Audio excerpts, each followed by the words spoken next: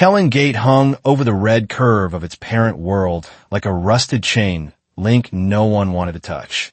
The prison moon was small, airless beyond its shield walls, and wrapped in a storm belt that flashed blue across the outer towers as Kael Arden watched through the shuttle's forward glass. He had been sent to take the first security watch after the transfer of authority. That was the official reason. But the real problem was simpler and worse, because a sealed section of the moon had been ordered open after more than a century, and half the station already looked afraid of that order. The shuttle clamps hit hard.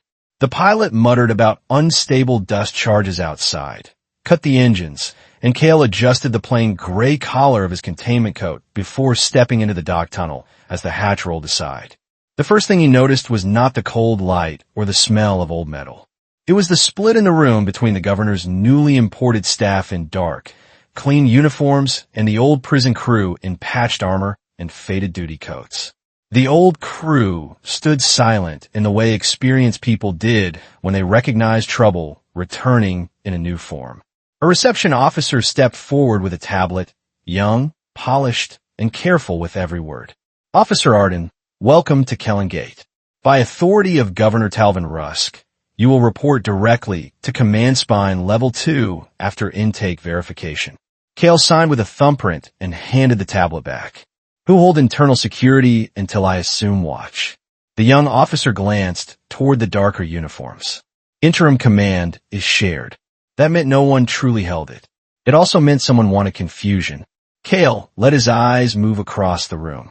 Two troopers in the governor's colors stood near the cargo lift with shock batons at their hips, while an older guard near the wall kept looking at the floor as if refusing to meet the new ruler's eyes.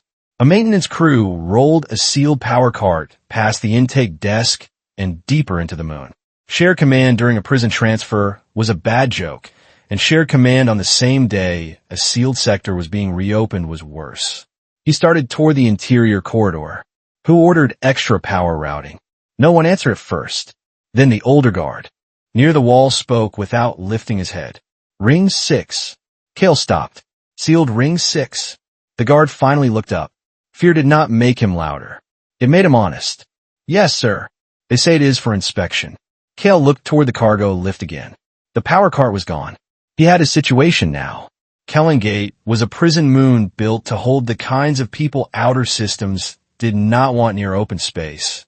Two factions were already pushing against each other, and Governor Rusk wanted something inside sealed ring 6. Kael's first goal was no longer just to take the watch. It was to learn why a century-old lock had suddenly become urgent. He reached Command Spine, Level 2 10 minutes later. The spine was the main vertical corridor of the station, a reinforced line of lifts, control rooms, and bridge halls running from dock level to the storm towers above. People moved through it quickly, but not calmly. Technicians were rerouting feeds. Guards were being reassigned in clip bursts, and nothing about the place looked like an orderly transfer. It looked like a station bracing for impact. At the security desk, he found the officer from the outgoing shift, a gray-haired woman with broad shoulders and the tired look of long service rather than one bad night. Her name's Strip, read Sarah Vaughn. She studied him for 2 seconds, handed him a local clearance band, and said, "You arrived late." The storm slowed the shuttle. The storm is the least of your delays. Kael slipped the band onto his wrist. You held this station through the night. Start with what matters. Sarah's eyes flicked once toward the corridor cameras. Not here.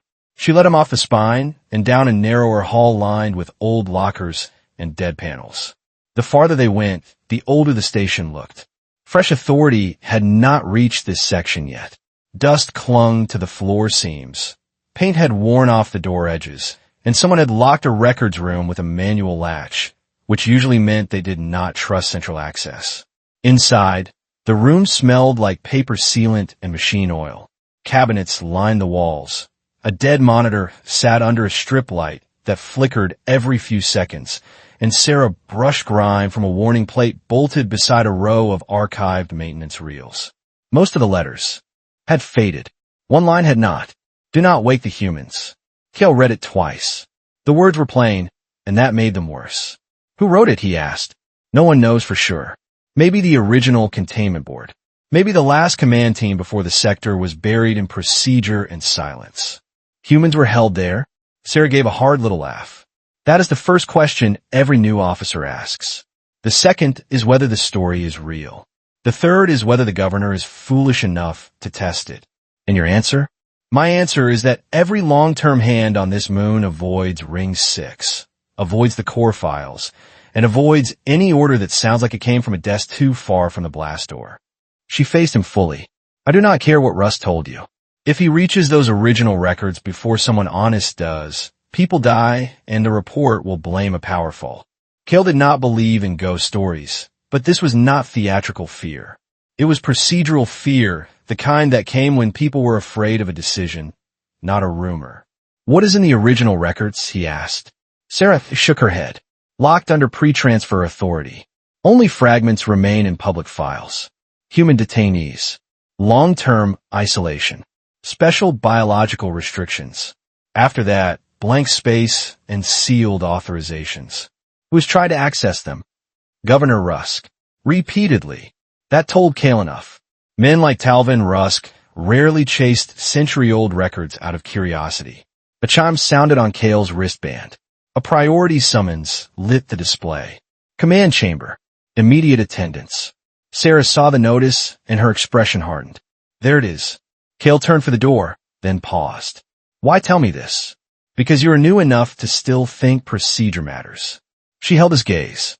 And because if Ring 6 opens, I want one person in this station to know the danger started before the first alarm. The command chamber was brighter than the rest of the station by design.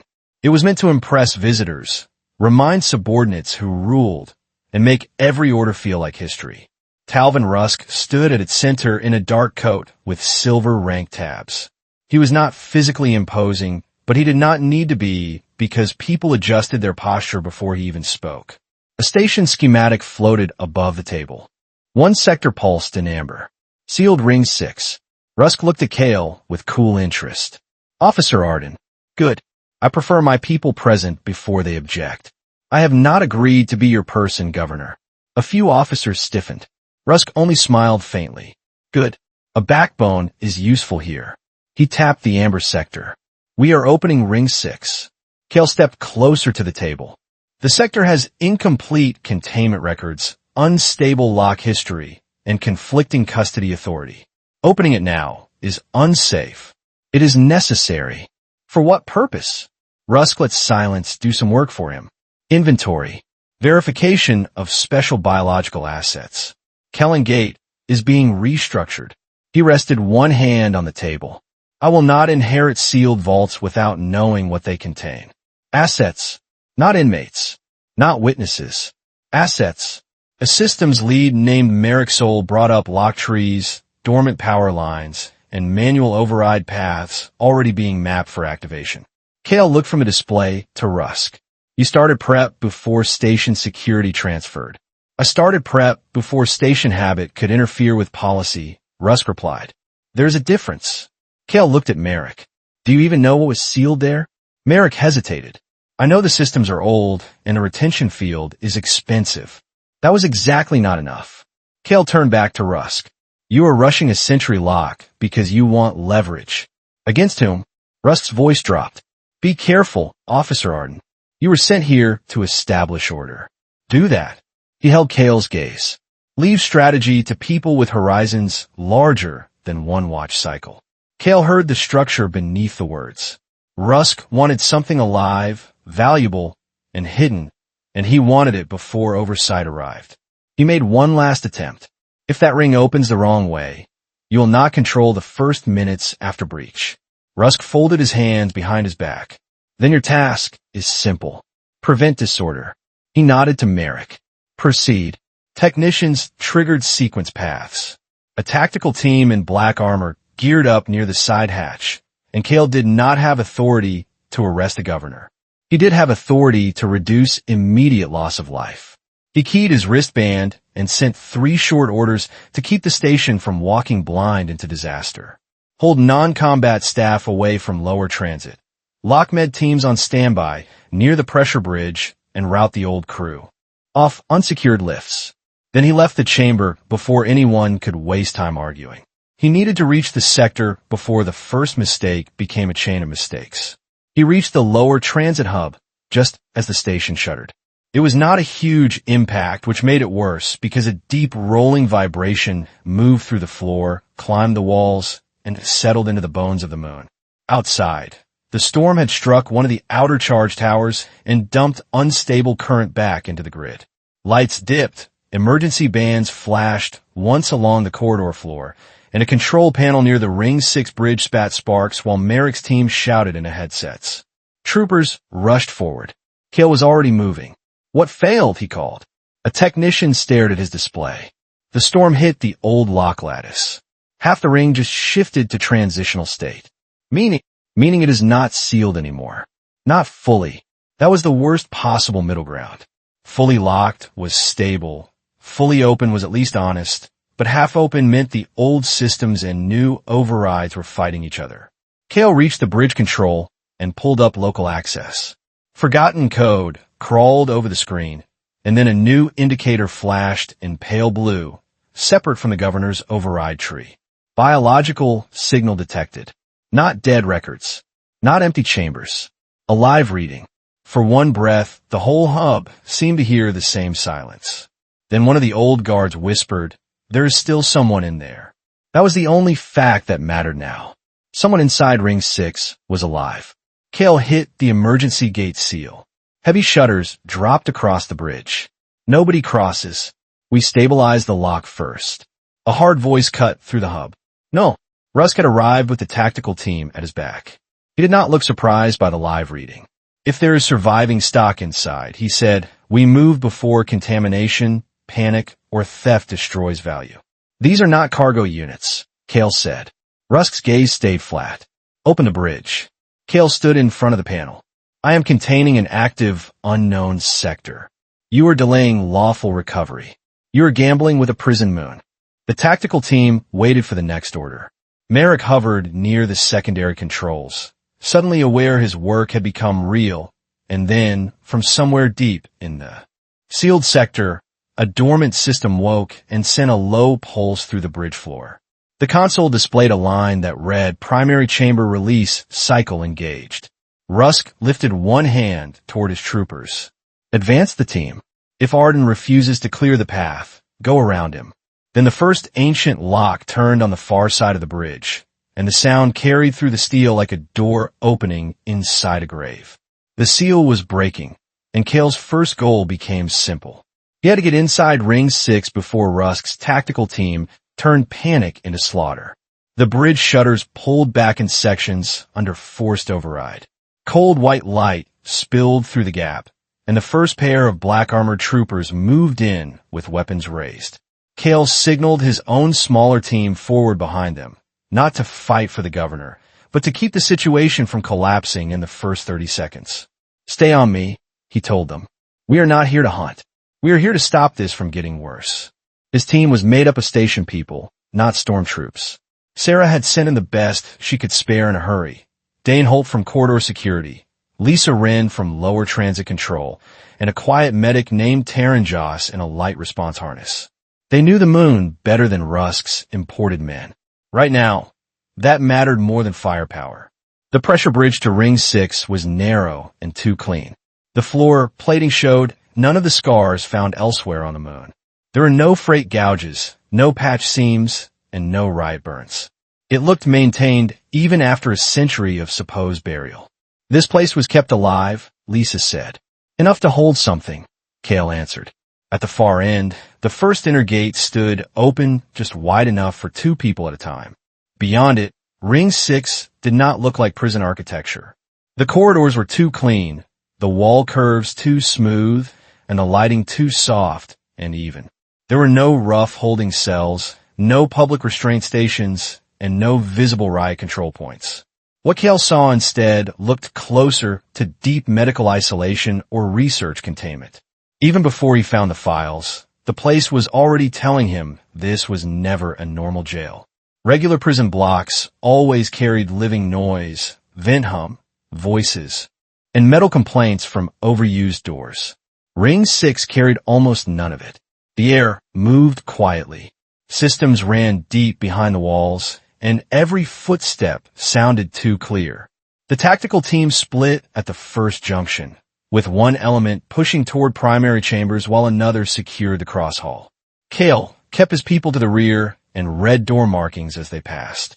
Most labels had been stripped or covered long ago, but some old lettering still showed beneath newer plates. Observation, recovery, isolation, adaptive monitoring, not inmate management, not correctional control. Dane ran a handheld reader across a wall port. This line is still carrying filtered air at medical grade. To keep people alive longer, Terrence said. Or cleaner, Kael answered. He stopped at a transparent partition overlooking a lower chamber ring. Rows of recessed doors curved below them, each sealed flush to the wall. No bars. No manual latches. Just identical chamber faces with dark viewing strips. Lisa looked down and swallowed. That is not a jail. No, Kael said. It is not. A call came over local comms. Rusk was monitoring from the hub. Arden, report. Ring 6 interior is intact. Layout suggests controlled containment, not conventional detention. Meaning your inventory may not behave like cargo. Russ did not bother answering that. Continue forward. Secure all records before any chamber occupant becomes mobile. That confirmed it again. Records mattered to him as much as whatever lived inside the chambers. A side door had been forced open by one of the tactical technicians. Kael caught a glimpse of old data racks inside and turned at once. With me. He took Lisa and Taryn into the small, windowless room while Dane stayed in the corridor. It was packed with aging storage units, and a wall terminal remained active under dim emergency power. Kael keyed in his clearance band. The screen rejected him, then accepted a limited fallback route after a delay. Fragmented files appeared in broken lines. Timestamps old enough to belong to another political age. The first intact phrase he found was not a sentence, but a category tag. Frontier Recovery Unit. The second line was worse.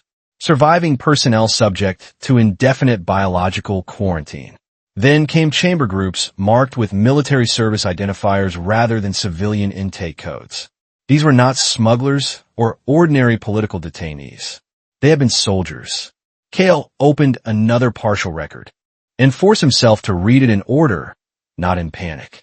Most of it had been scrubbed, but one paragraph survived in pieces. Outer Border Campaign. Contaminant Adaptation. Strategic Concealment approved under Emergency Treaty Authority. He opened one more file and found the cleanest surviving line in the room. Live retention mandatory pending diplomatic resolution. The shape of the truth appeared all at once. These people had been kept alive on purpose, not because anyone planned to rehabilitate them, but because someone had needed them hidden and breathing. That was the key. Ring 6 did not hold common inmates. It holds people who were turned into living evidence, Kael said. Lisa stared at him. Evidence of what? I do not know yet.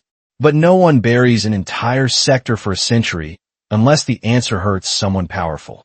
The lights shifted from white to pale amber. A tone sounded through the room, low and controlled. Not a panic alarm. A system warning. The console displayed a line that read, Subcluster breach detected. Tactical isolation engaged. Kael straightened. We move. Now. The warning mattered for one reason. The room was no longer safe, and whatever the governor's team had touched was already changing the ring around them. They were back in the corridor before the second tone hit. Across the junction, one of Rusk's technical crews was shouting near a chamber bank, and a portable override unit lay open on the floor. They had clearly pushed too far into a linked lock tree and triggered something buried in the old system. A heavy partition dropped between hallway sections. Another slammed down behind Kael's team, sealing off the bridge they had entered through. Ring 6 had changed its own rules. Red guide lights came alive along the floor and redirected movement away from the breached cluster. Vent flow deepened in the walls as the old system sensed an unsafe opening and broke the ring into internal containment lanes, not for riots, but for spread. One of the governor's troopers pounded a fist against the barrier. We are cut off from the rear route. Kael stepped to the nearest interface. The ring thinks a quarantine line failed. It is dividing us into containment boxes.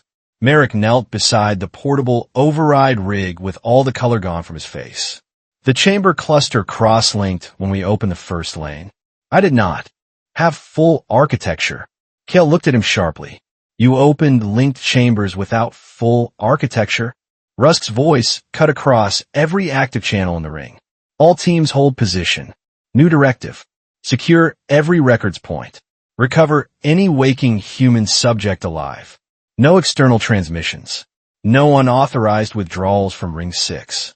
No retreat. No disclosure. No witnesses beyond his control. A side door burst open halfway down the hall. Cold vapor drifted out. One tactical technician stumbled into view, dropped to one knee, and clutched a burn glove.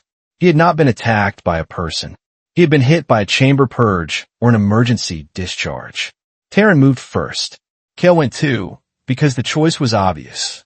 If the technician died there, Rust's people would answer with fear and noise. If he lived, Kael might still control the next minute. They got him behind partial cover while Taryn sealed the damaged hand in a field wrap. At that exact moment, one of the tactical troopers saw the records terminal through the half-closed door. Records room. Secure the file access. Two armored men broke toward it. If Kael lunged for the terminal, the injured technician would be left exposed.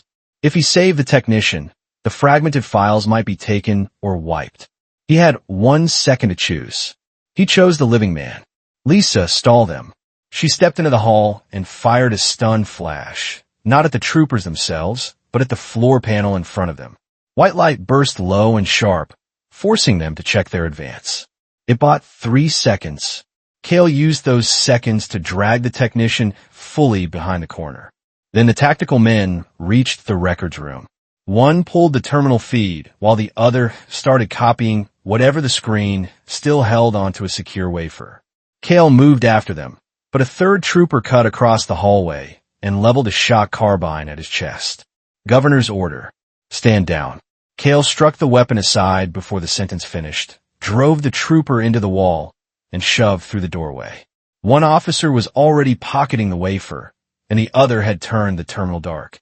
Kael caught the second man by the shoulder and threw him into a storage rack. Lisa hit the first with a close pulse from the door. The wafer skidded loose across the metal deck and vanished. Under a cabinet. Then the corridor lights shifted again. Every chamber strip on the lower level turned from dark to pale blue. The old system was no longer only reacting to the breach. It was waking someone. The console by the dead terminal flickered back to life and flashed one status line. The console displayed a line that read, Primary Occupant Revival Stable. The words changed the room. The tactical men stopped reaching for the wafer, Lisa stopped moving, and even Taryn went very still. Kael stepped back into the corridor and looked down through the transparent partition. One chamber door had opened all the way, and cool vapor drifted out and curled along the floor. For a moment the chamber looked empty. Then a man stepped forward from inside it. He was older than Kael expected, with close-cut gray hair, a lean frame that had not softened despite long sleep, and the stillness of someone who wasted no movement. He wore a plain retention suit marked only by old service bands at the sleeves. He did not stagger. He did not blink against the light like a confused patient. He took in the corridor geometry first, then the barriers, then the uniforms. His eyes rested briefly on the governor's black-armored troopers, then on Kael and the station crew. He seemed to sort them by function in a single glance. When he finally spoke, his voice was rough from disuse but controlled. Who gave the order to break the seal? Kael's situation changed in one sentence. He was no longer trying to control a rumor or a sealed file. He was standing in Ring 6 with a living witness while Governor Rusk kept pushing the sector toward collapse.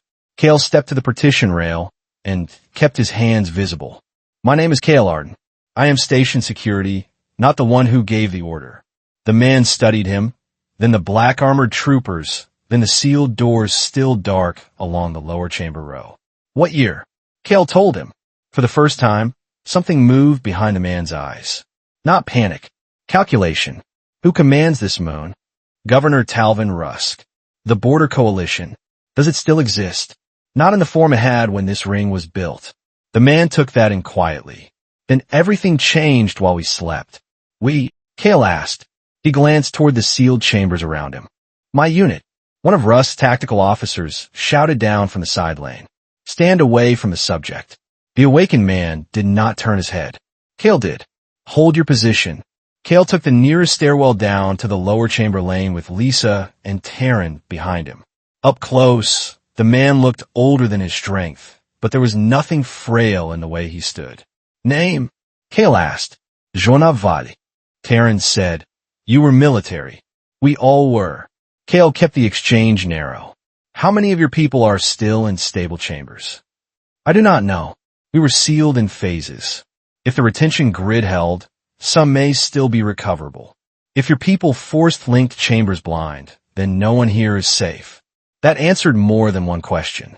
Jonah already understood the system fault. He was not waking into chaos. He was waking into a battlefield he could still read. Lisa managed to pull a broken cache from secondary panel. Most of the text was corrupted, but enough remained to form a pattern. Unit designations. Frontier deployment. Exposure response. Emergency quarantine by treaty exception. Deeper in the record came phrases that made the whole picture lock into place. Unauthorized agent release. Friendly theater contamination. Diplomatic suppression ordered. Kael felt his jaw tighten.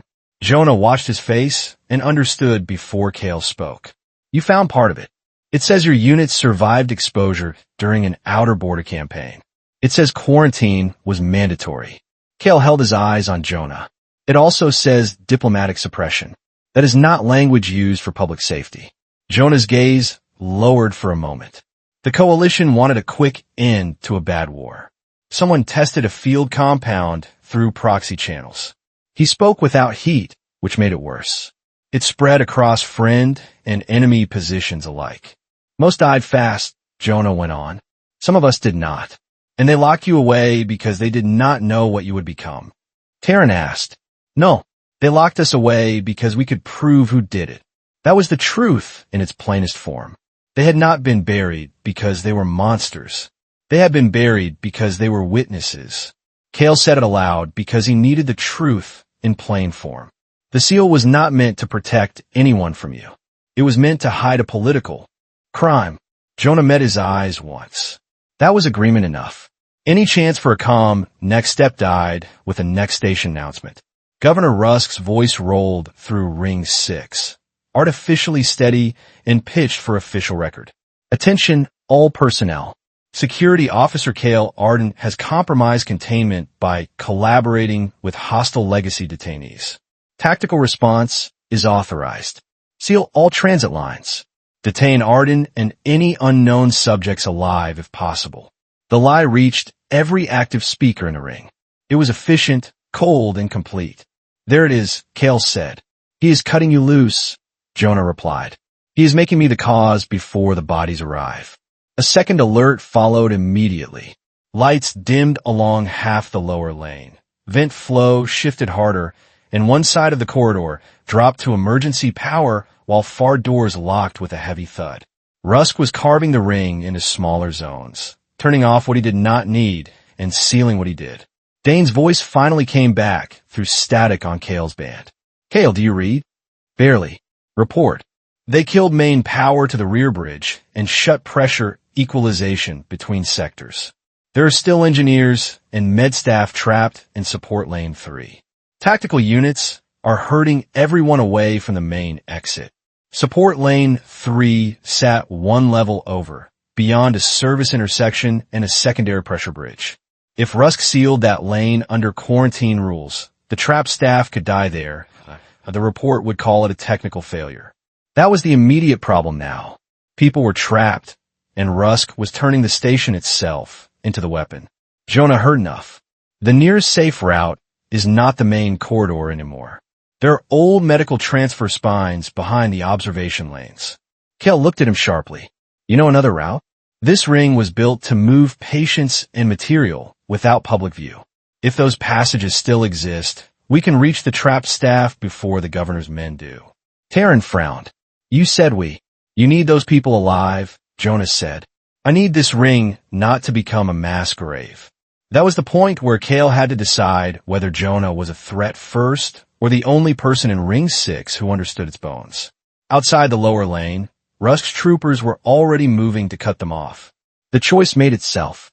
We moved together for. Now, Kael said. Temporary is enough, Jonah answered. They cut through a narrow side access Jonah identified more by memory and touch than signage.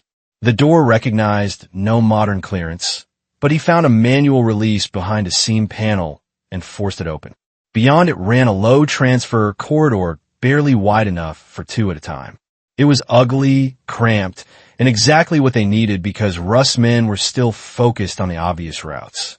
As they moved, Jonah spoke only in pieces that mattered. We were deployed along the frontier. Not elite, just expendable enough to be used where records stayed thin. The compound hit mixed lines, he said. We held long enough for command to learn what survived. And after, Kael asked, after some of us lived when we should not have.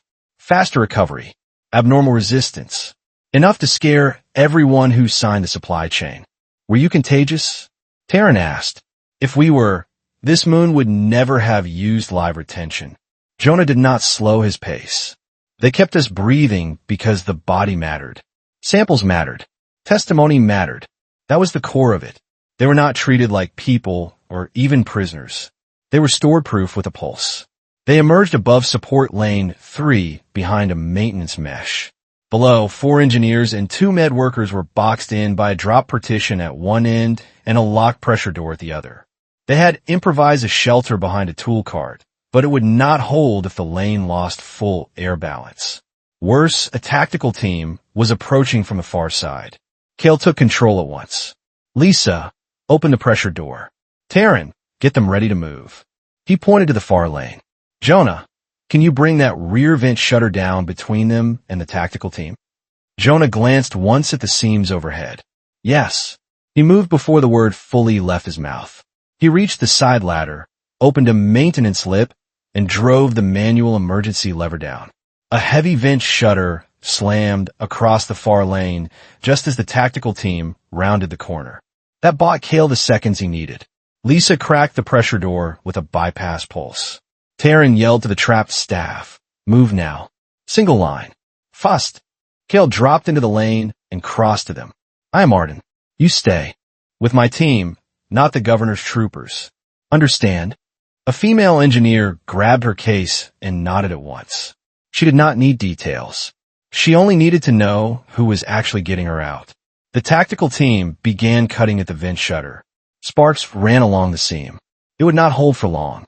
Kael got the workers through the half-open door one by one, forcing the pace before fear could freeze them again.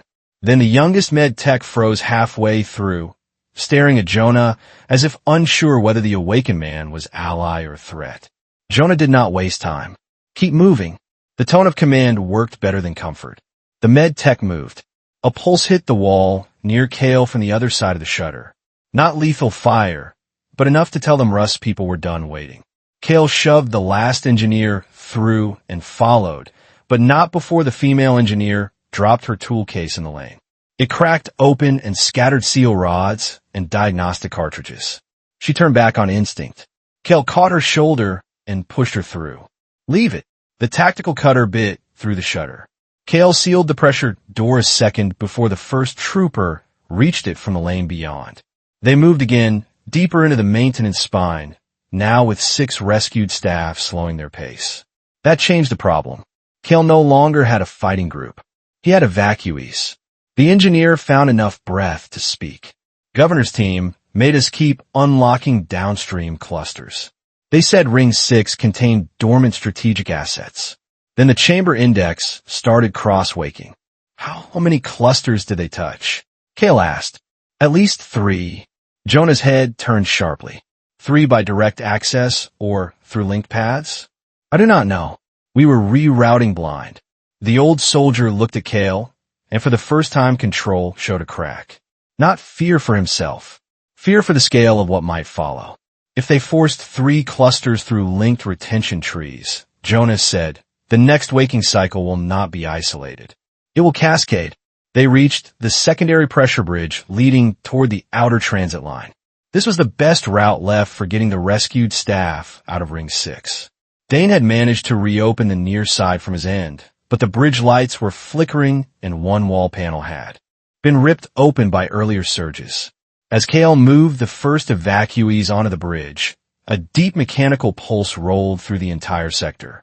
Behind them, chamber lights came alive in a widening arc. Not one chamber, a cluster. Through the observation glass, multiple doors were cycling out of dark status into pale blue. Some opened a hand's width, then farther. Cool vapor spilled into the lower lanes in several places at once. The rescued engineer made a small sound. "We did that." "No," Kael said, already pushing the evacuees across the bridge. Rusk did. Jonah did not move with them yet. He was counting, estimating, measuring the loss of control. Kael turned back. "Jonah." The older man looked at him with exhausted certainty. "The first waking was stable because I came up alone. The ring still had enough control to stage recovery. If he keeps opening chambers blind," Jonas said, "people will wake out of sequence, without support, without briefing, and without command structure. Some will orient, some will not." He looked back toward the spreading blue lights. "Once enough of them come up that way, this moon becomes a war zone no one can contain." This was no longer about one hidden witness or one ambitious governor. It was about time. "How long?" Kael asked. "Not long." Then Jonah stepped onto the bridge and faced him fully. "You need to stop him before the whole ring comes online." That was the turn. Saving the trap staff had bought them a few more minutes, but it had not solved the real problem.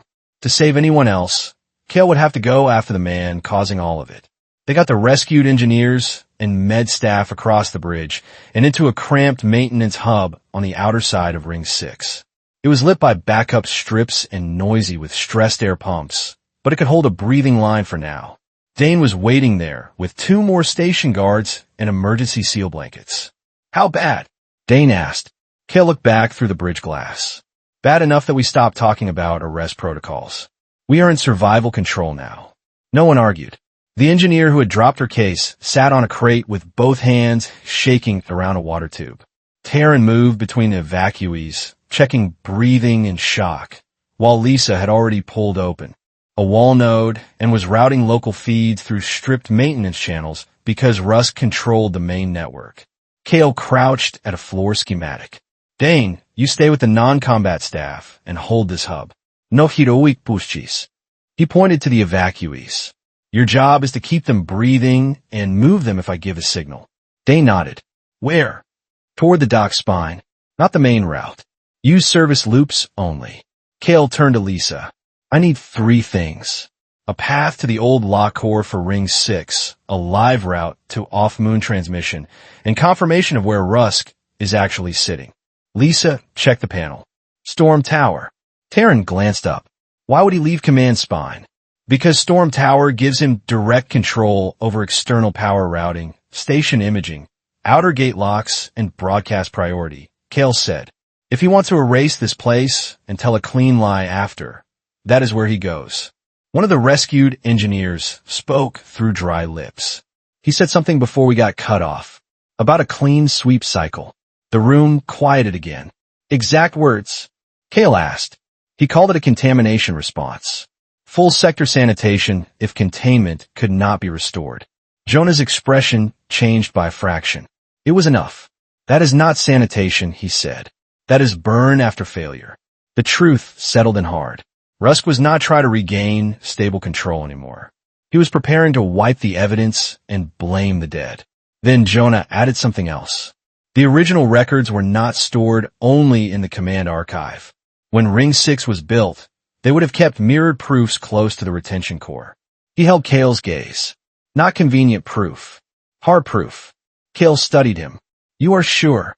"No, but I know how frightened men build systems. If they wanted us hidden forever, they would still keep enough sealed evidence to prove chain of custody to each other." That logic was ugly enough to be sound. Kael stepped aside with Jonah while the others worked. "You want those records? I want proof that what was done to us was ordered, not accidental." And I want proof strong enough that Rusk cannot rewrite this as an outbreak. Then we need the same thing. Kael held his gaze. Jonah was not pleading. He was making a field alliance. You help me get people out and reach Storm Tower. I help you reach original proof if it still exists. Temporary alliance. Clear terms. If you turn on my people, it ends. If you hand mine back to another quiet burial, it ends. There was no comfort in the exchange. That made it cleaner. Taryn approached with a sealed med pouch. Before you two go kill each other later, take these now. He pressed a compact stimulant strip and 2 thermal wraps into Kael's hand, then offered another set to Jonah. Jonah looked at the medic for a second before taking them. I do not need sympathy. Good, Taryn replied. I only had supplies. That drew the faintest breath of dry amusement out of Jonah. It was the first small shift Kael had seen in him since waking. Lisa straightened from the panel. I have a route. It will get ugly. The lower service line to Storm Tower is half cut by selective power shutdown. Rusk is blacking out sections in sequence, she said. He is forcing traffic into monitored corridors while leaving the maintenance paths unstable. He wants predictable movement, Kael said, and he is controlling the story feed. He rewrote the camera tags. The official record now shows you leading an unauthorized release in Ring 6. Kael did not waste breath on anger. Can you override it? Not from here. But if you take the tower's image hub or get an uplink from the old relay mast, I can push the real files out. Image hub. That meant the visual record. Relay mast. That meant the signal path off the moon. Jonah listened. You still have people outside this room willing to believe you? Kael looked at him. I do not need belief. I need transmission. The moon trembled under another distant surge. The wall feed flickered, and one accidental camera angle showed the lower shuttle concourse where outer gate shutters were cycling shut in pairs. Dane swore. He is locking the escape bays. Not all of them yet, Lisa said. He is doing it in layers. He cuts movement, isolates pockets, then tells the system those pockets were contaminated. She looked around the room. After that, any missing person becomes a technical casualty. The station announcement grid came alive once more. Rusk's voice arrived calmer than before. Attention, all remaining personnel. Containment failure continues due to sabotage by Security Officer Arden and hostile legacy subjects. Emergency Sanitation Authority is now under review. All compliance staff are ordered to move toward marked safe lanes for extraction. Jonah listened for 3 seconds. There will be no extraction. Kael knew he was right. The message was bait. He turned back to the room and shifted from planning to command. Rusk is not evacuating you. He is sorting you. Dane will take the non-combat group toward the dock spine through service loops, he said. If you hear an official announcement, ignore it unless it comes through Lisa or me. He looked at each of them in turn. If a marked safe corridor appears too easy, do not use it. The rescued engineer raised a hand with visible effort. What about the other people still inside Ring 6? The question hit harder because it was the right one. Kael answered with the hardest, honest line available. I cannot save everyone at once. I can stop the man making it worse. He held the silence for one breath. That is how we save anyone else. No one liked it. Everyone understood it. They split into 2 groups. Dane took the rescued staff, Taryn, and 2 station guards toward the dockside, using a service loop beneath the cargo elevators. Their goal was simple: stay alive, keep moving, and hold one escape zone long enough for a later push. Kael took Lisa and Jonah upward through the older maintenance rise that led towards Storm Tower. Their goal was more dangerous and more important. Reach the tower, seize control nodes if possible, and stop Rusk before the clean sweep became irreversible. The route began inside the wall of a freight shaft and climbed by alternating ladders and narrow catwalks. It smelled like dust, hot metal, and charged air leaking in from the storm skins above. Several times they had to stop while automated bulkheads cycled below them. Rusk was cutting bridge, timing exactly as Lisa had warned. He is thinking like a hunter now, Jonah said quietly while they crossed one narrow rung bridge over a dark shaft. Kael kept one hand on the side rail. He was always a hunter. He just had a title over it. At a branching junction, Lisa stopped. Left is relay maintenance. Wright climbs to the external service lock under Storm Tower. I have to peel off here. Kael checked the corridor behind them, then looked at her. How long until you can get a burst ready? If the mast is still live, 10 minutes. If he cut harder than I think, 15. If the mast is dead, I improvise. Jonah studied the relay map. If he is preparing full sanitation, he may try to blind the mast last. He still needs the public record clean. Lisa gave him a quick look. That is almost encouraging. It should not be. Kael stepped closer. Do not wait for perfect proof. Push what you have if you get a window. I know. If the tower goes hot before then, run. She gave him a look halfway between annoyance and loyalty. You just learned I do not follow clean authority lines well. Good, Kael said. She turned into the relay branch with her tool case in one hand and a sidearm in the other. For a second, it was just Kael and Jonah in the tower approach. Two men from different ages of the same poison system standing at the edge of the decisive push. Jonah broke the silence first. Your people stay because of you. They stay because there is nowhere easy to run. Not the same thing. Kael did not answer. He started toward the service lock, and Jonah followed. The lock led to the outer transfer spine of Storm Tower. Unlike the interstation corridors, this section sat close enough to the outer hull that the storm could be felt through the structure. The metal rang with distant impacts. Blue flashes leaked through thin seams whenever charged dust struck the shield skin. Kael keyed the lock. It denied him. Jonah found the manual wheel behind a cover seam and forced the mechanism through a quarter turn. The door opened with a grinding complaint. Inside was a vertical trunk of ladders, narrow landings, and maintenance braces wrapped around the tower's lower core. Above them, the shaft vanished into dim red light. Every few seconds, the whole structure trembled as the storm hit the upper plating. This is the way, Kael asked. It is the way Rust people are least likely to expect from the inside, Jonas said. That was enough. They climbed. The trunk narrowed as it rose. Metal ladders gave way to maintenance landings, then to access braces built into the inner wall of Storm Tower. Every vibration reminded Kael that the moon was failing. In layers. At the first upper landing, he stopped beside a locked service hatch and pressed his ear near the seam. On the other side. Jonah glanced up. Can you open it without sounding every light in the tower? Not cleanly. Then open it with purpose. Kael bridged an exposed service line to trigger a short system's blink in the corridor beyond. Emergency strips dimmed. Someone cursed on the other side, and the latch released halfway. He pulled the hatch just wide enough to reach through, caught the nearer guard by the wrist, and dragged him off balance into the frame. Jonah came through at once and slammed the second man's sidearm into the wall before he could aim properly. Both guards hit the deck hard, stunned but alive. Kael took one of their authority bands. This gets us through one more layer. The next corridor curved around the outer skin of the tower, lined with cable trunks and sensor housings. Through narrow, shielded panels, Kael caught flashes of the storm outside.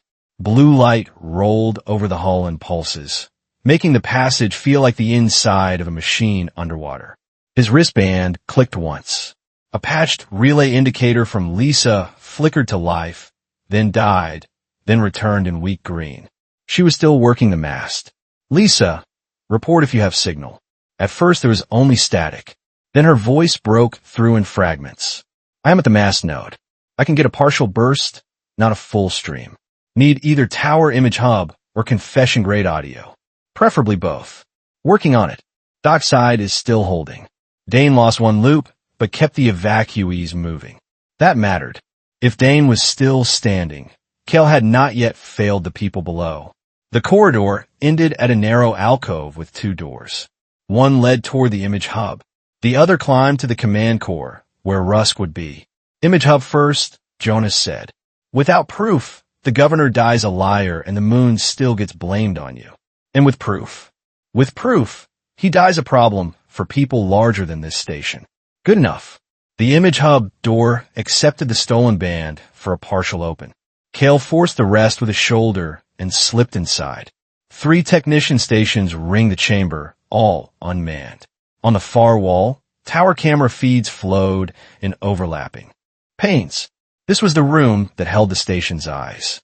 If Rusk controlled this space, he controlled what the outside world was allowed to see. Kael saw the dock concourse, the cargo spine, the outer bridge lanes, and several views of Ring 6 where pale chamber lights still spread through the lower sectors.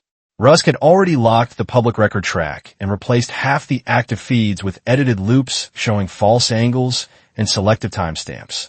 It was enough to frame Kael if no one challenged it. Jonah moved straight to a sealed locker at the rear. "You know what is in there?" Kael asked. "I know what should be." Metal clicked. Inside sat 2 hard archive wafers in shot cases and an older audio logging unit with pre-modern legal seals. Jonah held one of the wafers up once. Original custody chain. Kael reached him in 2 strides and took the second case. The seal text was old but readable. Retention order. Frontier recovery subjects. Treaty restricted review. Not rumor. Not station gossip. Real chain proof. His wristband clicked again. Lisa's voice came through with more static than before. "I have a narrow uplink. I need data now, or I lose the mast." Kael transferred the first archive burst to her line. "Can you take document push and audio in the same burst?" "Yes, if it is short. Keep the channel hanging." Was beginning to think you had accepted the version of events most useful to everyone. "Step away from the table," Kael said. Russ's mouth moved in a small, tired curve. "You still believe this can be solved by lawful posture?" "No, I believe it can be solved by ending your control." One tactical officer lifted a weapon. Jonah moved first, driving a loose utility trolley into the man's line of sight as Kael cut left toward the central rail. The shot flashed into a support strut instead of Kael's chest. The second officer came around from the right, but Kael slapped the stolen band against a local panel, triggered a maintenance shield between them, and bought one breath of cover. That was enough for the room to freeze into a new shape. Weapons up. Distances measured. No easy, clean shot. Rusk did not raise a weapon himself. He kept one hand near the control table as if he could solve everything from there with one more command. In a way, he could. "You have no idea what those people are worth," he said. "I know what you think they are worth." "Strategic value is not a moral question," Rusk replied. "Not in places like this. Those subjects are living keys to adaptive survival under conditions that kill ordinary forces." He tapped the table once. "Their existence alone shifts military balance." Jonah's voice came from the far side of the half-raised shield. "So that is all we are to you. Assets delayed by time." Rusk finally looked at him fully. "You are survivors of an ugly war. That makes you useful. It does not make you innocent. And what does it make the men who buried us?" Jonah asked. "Practical." Kael needed that line for the record. He set the old audio logger on the rail between them and pressed it live. Rusk noticed too late. "Say it again," Kael said. "For the tower record." Rusk's eyes narrowed. "You think a recording changes mathematics?" "It changes ownership of the truth." Rusk looked at the control ring around him, at the failing moon beyond the glass, then back at Kael. Whatever caution he once had was gone. "Very well," he said. "Those sealed in Ring 6 were never going to be allowed back into public space. If I recover them, they serve a purpose. If I cannot recover them, Khelon Gate becomes a containment casualty, and the story ends here," he said. "That is cheaper than letting treaty-level crimes resurface across the systems." Kael kept him going. "And the staff below? Acceptable loss under sanitation authority. And the station crew you framed? Collateral narrative." Jonah let out one breath through his nose. "There it is." Kael touched the contact strip at his collar. "Lisa, did you get that?" Her answer came back broken by static. "Enough. Pushing it now." One tactical officer lunged for the logger. Kael fired a short stun pulse into the deck between them, not to injure him, but to throw his balance and protect the recording for one more crucial second. Jonah came through the side angle and knocked the logger behind the central table. Rusk saw the loss of control all at once. He slapped his hand down onto the central control plate. The whole tower changed. Warning bands flooded the wall arcs. A low tone began pulsing through the floor, slower and heavier than any alert before it. The console displayed a line that read, "Final sanitation chain initiated." That was the real danger. Not just a lockdown. A full sector sweep. A clean wipe. Rusk stepped back from the plate like a man finally done pretending. If I cannot own Ring 6, no one does. The command core became a race against two different clocks at once. One was the countdown to final sanitation.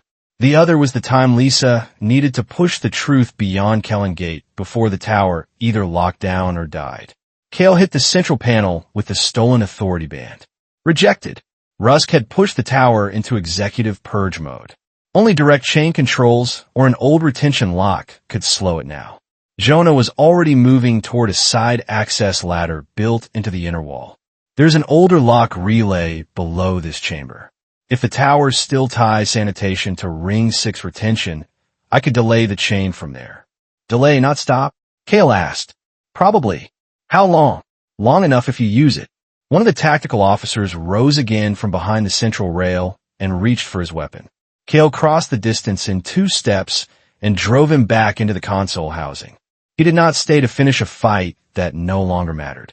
He stripped the officer's master tab and went straight back to the control plate. The second officer came at Jonah near the side ladder. Jonah turned, caught the man's forearm, redirected the charge into the rail, and sent him hard into the wall with brutal economy. Outside the glass, the storm lit the whole tower blue for half a second. Jonah grabbed the ladder and looked once at Kael. If I do not get back in time, do not wait. You are telling me that too early, Kael said. No, I am telling it at the correct moment. Then he was gone down the side shaft.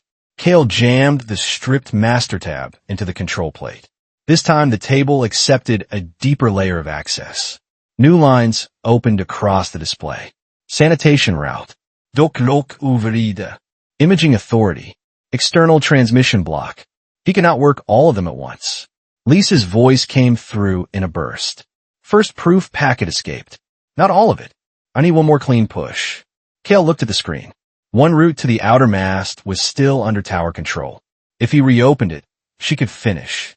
But every second spent on transmission gave sanitation more time to advance. He made the only choice that fit his line. Save the living by saving the truth that could stop the next grave. He reopened the mast route. Now, at the same moment, Russ drew a sidearm from inside his coat and fired at the control table. The shot hit the edge housing and showered sparks across the panel. Kael dropped low behind the station ring. The screen cut out, then returned in degraded mode. Rusk moved for the logger, and the remaining archive case still clipped at Kael's belt. That was the real fight now. Not pride. Proof. Kael met him at the center line. Rusk was not stronger, but desperation had made him reckless. They crashed into the rail together, both knowing the next seconds mattered more than any speech. Rusk hissed the truth right into Kael's face. Do you think the systems outside care? They will call this regrettable, classify the dead, and thank me for limiting spread. Kael forced the weapon hand away from his body. Not if they hear you first. Below them, through the open shaft, a deep lock sounded from the older relay level. Jonah had reached the retention system. The sanitation countdown on the damaged panel slowed by a fraction. Not enough, but enough to prove Jonah was buying time with his own life. Kael twisted hard, broke Rusk's hold on the weapon, and sent it skidding under the command table. Rusk reached instead for the central override key built into the plate housing. If he got it, he could lock the tower against all outside interference. Kael hit him with a shoulder and drove him away from the panel. Rusk stumbled, struck the outer rail, and for the first time looked less like a governor and more like a trapped man who had gambled too much. The contact strip at Kael's collar crackled. Second packet is out, Lisa said. I repeat, second packet is out. Multiple off-moon confirms. Good. Then he went back to work. The sanitation chain continued to crawl. Jonah's delay was holding, but not forever. Kael pulled the side shaft map from the degraded screen and saw what Jonah must have done.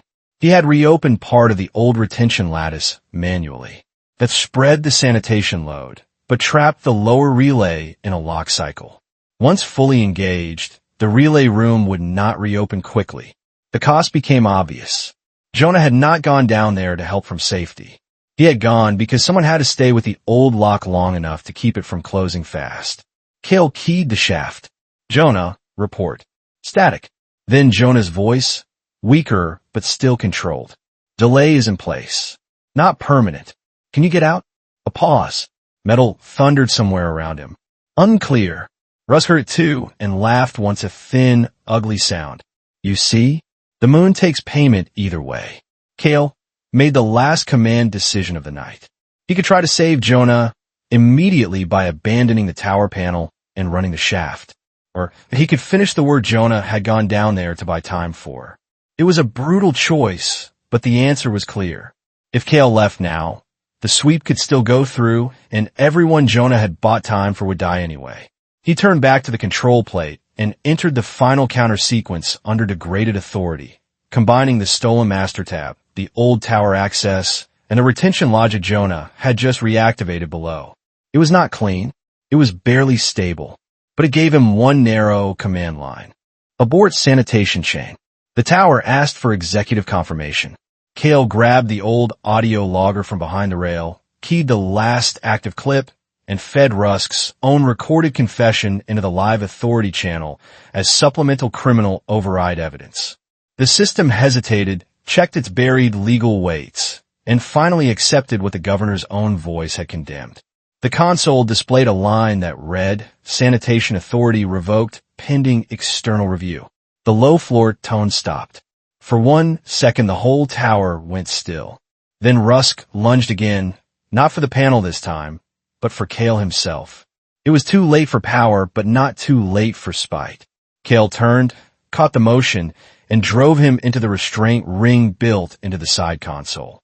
The old emergency cuffs snapped closed under manual command.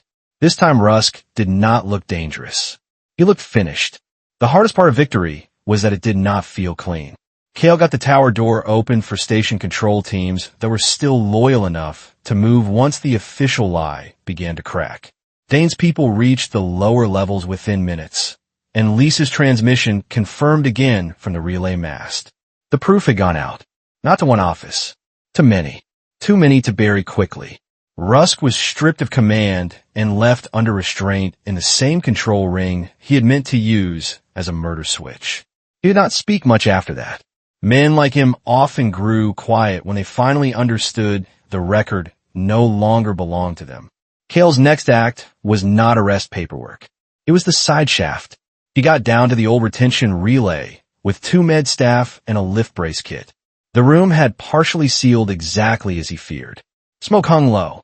The relay will have been forced into place by hand and then locked there under load. Jonah Vale was still alive.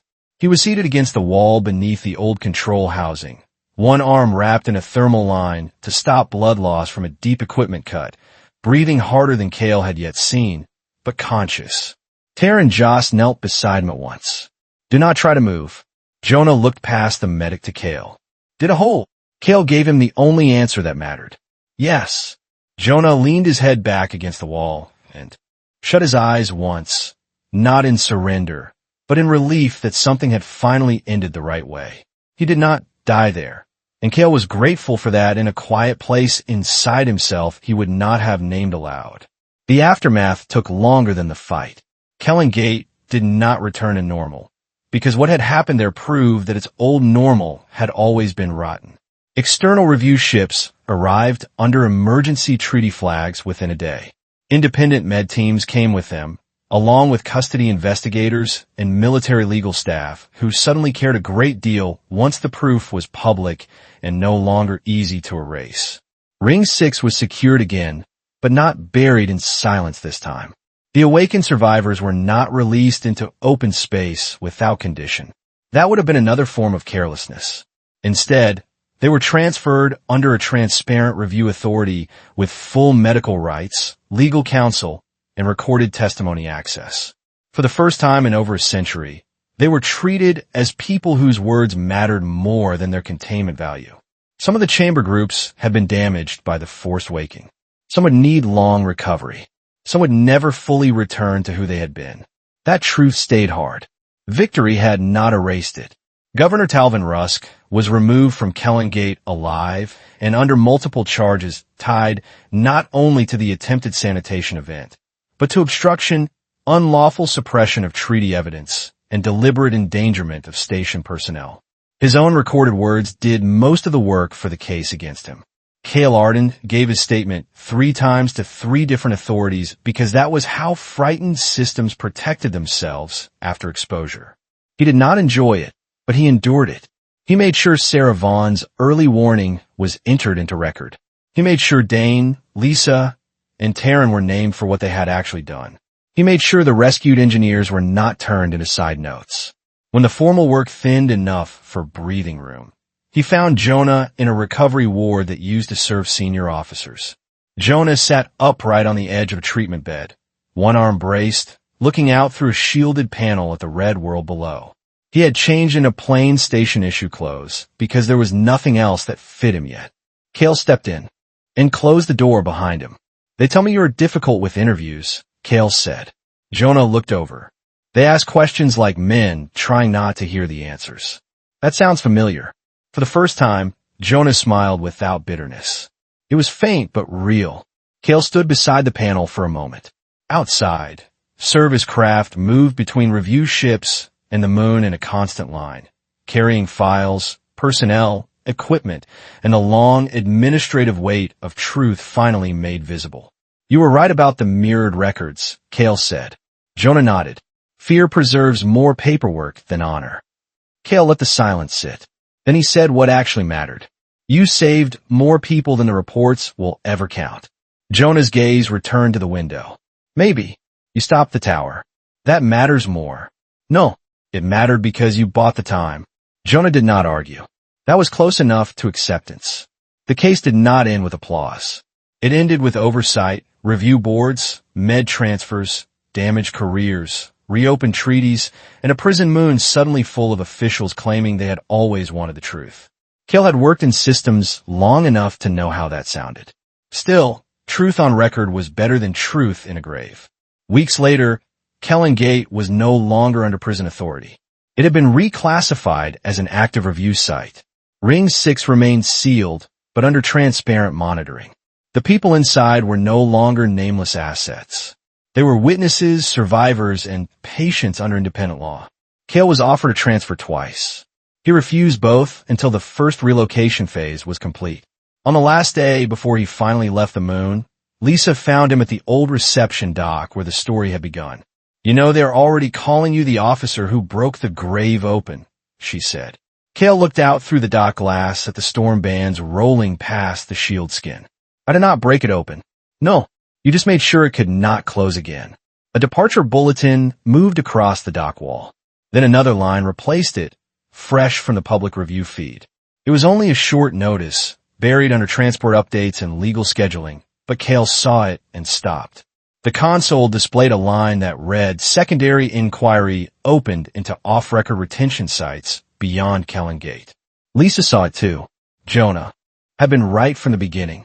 Frightened men did not build one grave if they thought they might need many. Kael looked once at the distant red world below the moon, then turned toward the shuttle without saying anything more. This story was over.